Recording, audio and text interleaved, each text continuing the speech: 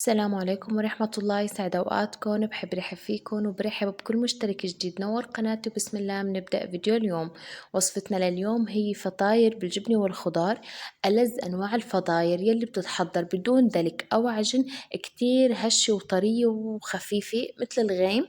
مكونات جدا بسيطة، والسر فيها هي طريقة العجن، كتير مناسبة لأيام رمضان وضروري تضيفيها على قائمتك بسفرة رمضان.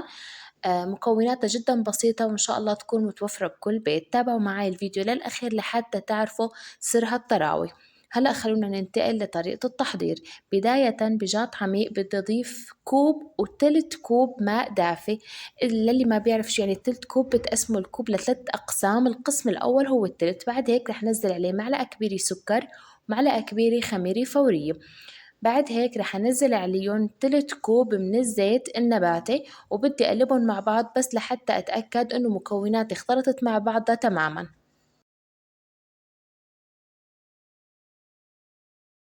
بعد هيك للمواد الجافة بدي احتاج لثلاث أكواب ونصف من الطحين، ضفت عليهم معلقة صغيرة من الملح وقلبتهم.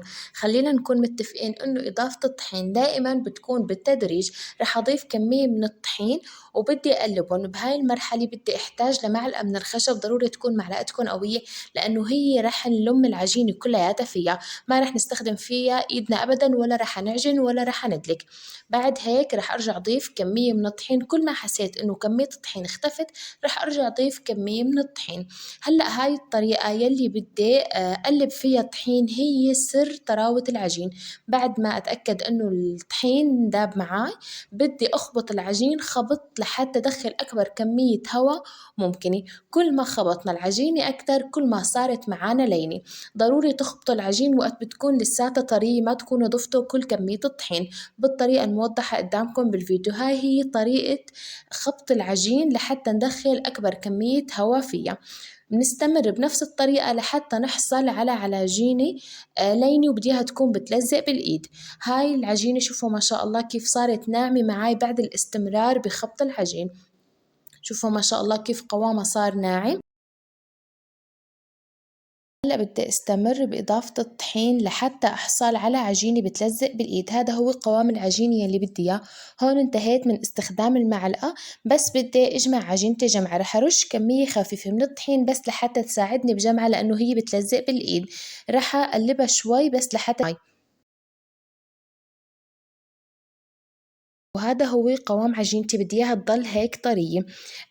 ما بدي أضيف طحين لحتى تصير معاي قاسية. رح أوقف إضافة الطحين وأحصل على هذا القوام. احتجت بس لثلاث أكواب وربع من الطحين، وربع الكوب اللي زاد خلص ما رح أضيفه. ضفته بطبق تاني معلقة كبيرة من الزيت ودهنت الطبق.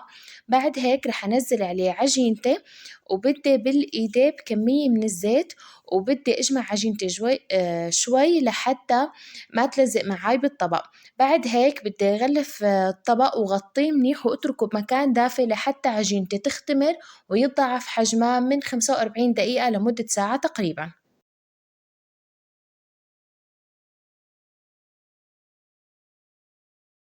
هاي عجينتي بعد ما اختمرت وتضاعف حجمها. هلأ بدي أضيف على سطح العمل معلقة كبيرة من الزيت النباتي وأدهن الطاولة. بعد هيك رح أنزل عجينتي وأجمع شوي بس لحتى أفرغ الهواء يلي بقلبها. بعد هيك بدي أقطع عجينتي لست أقسام. طبعا التقطيع اختياري، بتقدروا تقطعوها لست أقسام أو 12 أو 16 على حسب كيف بدكن حجم الفطيرة، بالطريقة الموضحة قدام.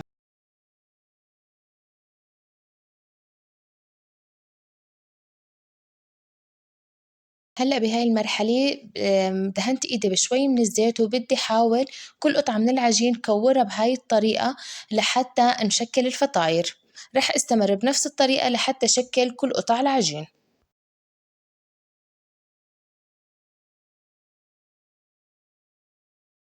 وهلأ ضفت بصينية الخبز ورق زبدة. بعد هيك دهنتها بقليل من الزيت. طبعا فيكن ما تضيفوا ورق زبدة، بس تدهنوا الصينية بكمية وفيرة من الزيت. بعد هيك ضفت عليها كرات العجين، وبدي حاول افردها بايدي بهاي الطريقة.